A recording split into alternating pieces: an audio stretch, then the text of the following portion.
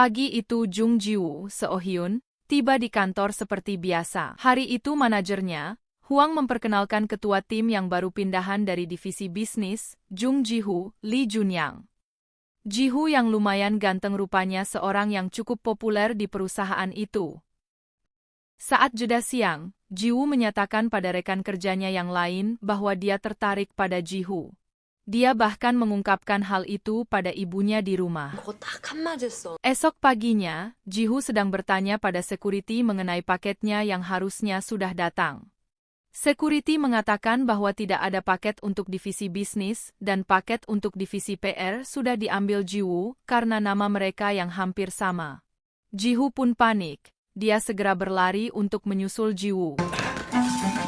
Ji-woo yang membuka paket tersebut sangat terkejut melihat isinya yang berupa tali kekang leher warna hitam lengkap dengan geriginya.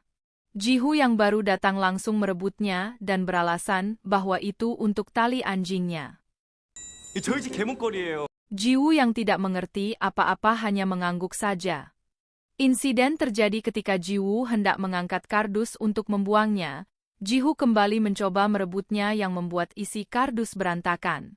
Sebuah voucher diskon dari toko mainan dewasa pun ikut jatuh ke lantai. Ji-hoo panik dan dengan cepat mengambil kertas tersebut. Namun rupanya Ji-woo sempat melihatnya. Seminggu berlalu, Ji-hoo yang punya fetis BDSM sangat lega tidak ada gosip yang beredar. Dia menceritakan kejadian itu di sebuah forum online. Anggota forum yang lain menduga bahwa Ji-woo juga mempunyai fetis yang sama. Ji-hoo tersenyum membayangkannya, karena dari awal dia memang menyukai Ji-woo. Sementara itu Ji-woo yang punya kebiasaan jogging, melewati sebuah toko mainan dewasa. Dia berhenti sebentar dan melihat tali kekang leher yang mirip dengan milik Ji-hoo. Dia membayangkan Ji-hoo memakaikan benda itu ke lehernya dan dia menolaknya karena tidak suka. Ibunya yang lewat membuyarkan lamunannya. Dia sangat malu, ibunya malah akan membelikannya. Ji-hoo tidak melihat Ji-woo di kantor. Dia menanyakan pada yang lain dan mendapat penjelasan bahwa Ji-woo sedang di lapangan. Dia kemudian pergi ke penyimpanan peralatan untuk mencari boneka karakter Dong-dong, sambil mengirim SMS ke Ji-woo menyampaikan permintaan maaf. Tanpa diduga Ji-woo muncul di sana. Ji-hoo panik dan memakai kepala Doong-doong. Ji-woo pun terkejut dan memaksa membukanya. Ji-hoo berusaha menolak hingga kepalanya terbentur. Sepulang dari rumah sakit, mereka berbicara di taman. Ji-hoo mengucapkan terima kasih karena Ji-woo sudah merahasiakan kejadian hari itu. Ji-woo menimpali bahwa itu adalah urusan pribadinya. Ji-woo juga meminta maaf karena tadi sudah berteriak padanya. Dia mengaku mempunyai sebuah kecenderungan. Ji-hoo menyangka bahwa kecenderungan yang dimaksud adalah fetis yang sama dengannya dan dia sangat gembira. Dia langsung mengungkapkan bahwa bersedia dijadikan pelampiasan fetis Ji-woo. Dia akan melakukan apa saja yang disuruh Ji-woo seperti budak. Ji-woo yang awalnya kebingungan akhirnya mengerti maksud Ji-hoo dan mengatakan bahwa kecenderungan yang dia miliki bukan seperti itu. Dia hanya merasa sebagai orang yang seram dan ketus. Ji-hoo pun merasa malu. Apalagi saat Ji-woo akhirnya menyadari bahwa tali kekang leher yang dia beli kemarin adalah untuk dirinya sendiri, bukan untuk pacarnya. Ji-woo mulai penasaran dengan fetis Ji-hoo. Dia browsing mengenai BDSM. Saat makan malam bersama teman-teman kantor, Ji-hoo mendengar Ji-woo menggumamkan bahwa dia sangat jijik dan muak padanya, yang sebenarnya ditujukan pada manajer mereka, Hwang. Saat pulang, Ji-woo mendapati Ji-hoo sedang menangis di parkiran. Dia sangat sedih karena Ji-hoo muak padanya, yang akhirnya dijelaskan oleh Ji-hoo. Dia tidak membencinya. Dia memang berusaha sedikit menghindar agar Ji-woo merasa nyaman. Dia juga tidak menganggap Ji-woo orang yang mesum. Ji-hoo sangat lega. Dia menawarkan pada Ji-woo agar bersedia menjadi tuannya. Tapi Ji-hoo menolak. Di kantor, Ji-hoo melihat Ji-woo didekati perempuan lain. Dia menatapnya dengan tajam. Dia kemudian menyuruh Ji-woo menemuinya di ruang santai. Di ruang santai, Ji-Woo menyuruh Ji-Woo memakai penutup mata yang dia bawa lalu mengunci pintunya. Ji-Woo menanyakan tentang maksud Ji-Woo yang ingin menjadikannya tuannya. Ji-Woo menjelaskan bahwa dia merasa nyaman dengannya yang tampak begitu dewasa, apa adanya, dan tidak merendahkannya. Ji-Woo akan memikirkan lagi permintaan Ji-Woo meski tidak paham apa maksudnya, tapi dia akan belajar. Sepulang kerja, Ji-Woo akhirnya menyanggupi untuk menjadi tuan Ji-Woo. Ji-Woo menanggapinya dengan sangat senang dan mematuhi perintah Ji-Woo untuk memayunginya. Ji-Woo semakin mempelajari konsep dominance dalam BDSM, di mana dia akhirnya tahu bahwa dia akan bertindak sebagai female dom dan Ji-Woo sebagai male sub. Dia mulai membayangkan Ji-Woo.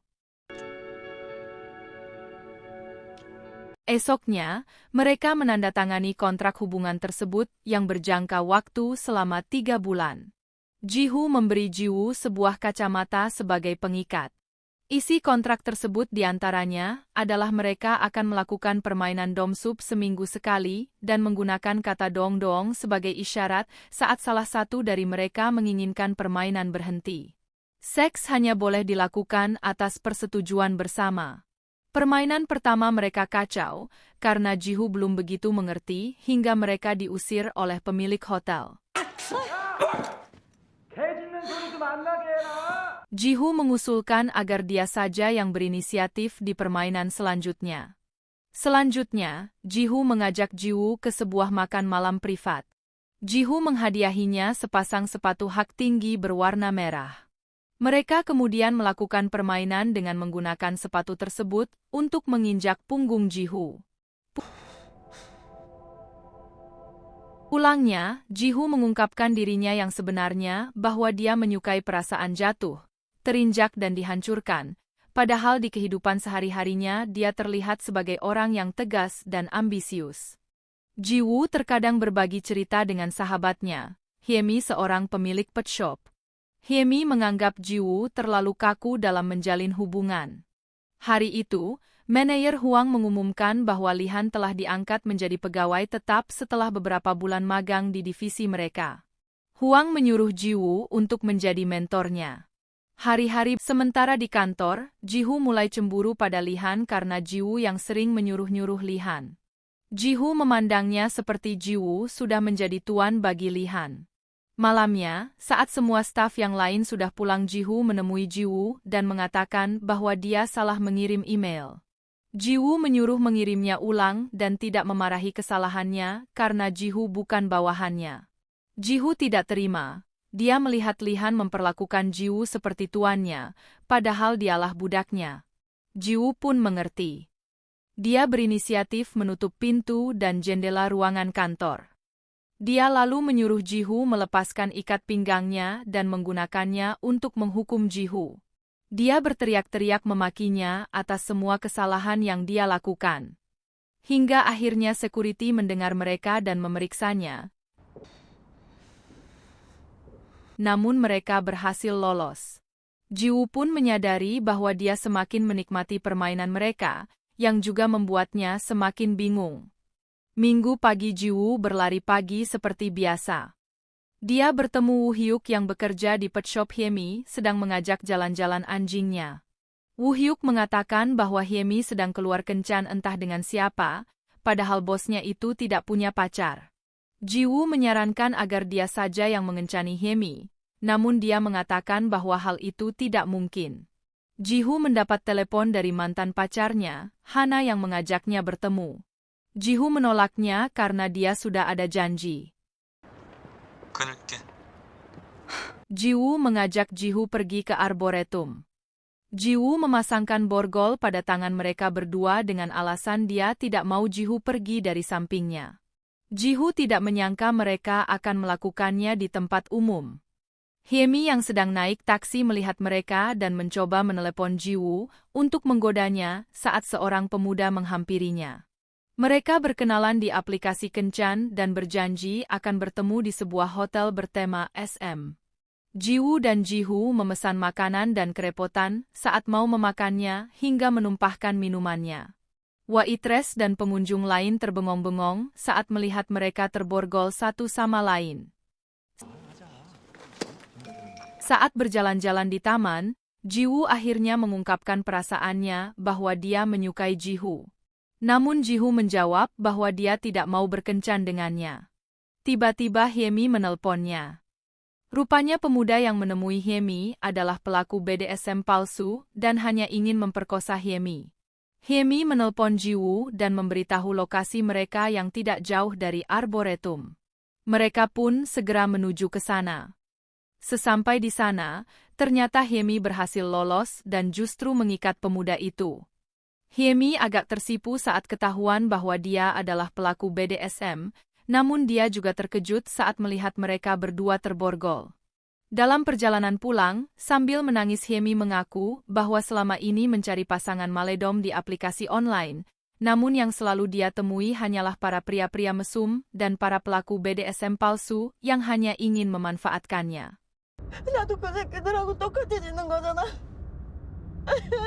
Di rumah, Jiwoo merasa hancur karena telah ditolak oleh Jihu, sementara kontrak mereka tinggal seminggu lagi. Jiwoo menceritakan hal itu pada Hyemi dan Hyemi pun menguatkannya.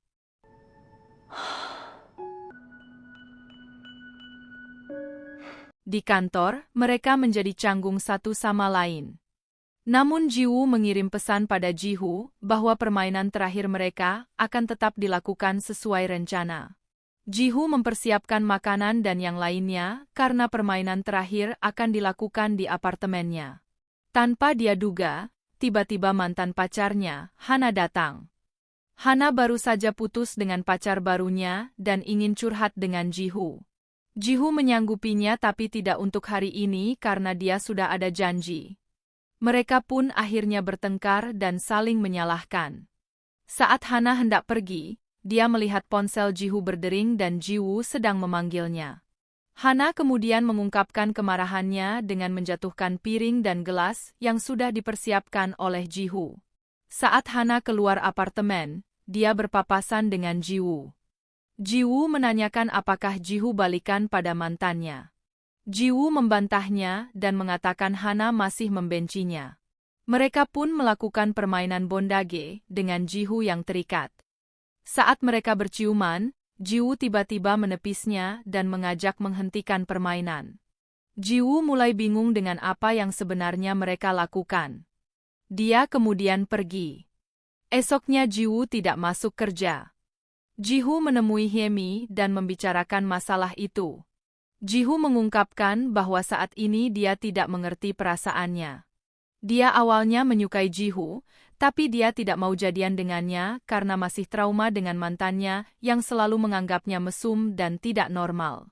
Sementara itu di kantor, Lihan masih kerja lembur. Dia tanpa sengaja mengirimkan sebuah file rekaman suara ke email grup kantor. Jiwoo yang membuka file tersebut terkejut.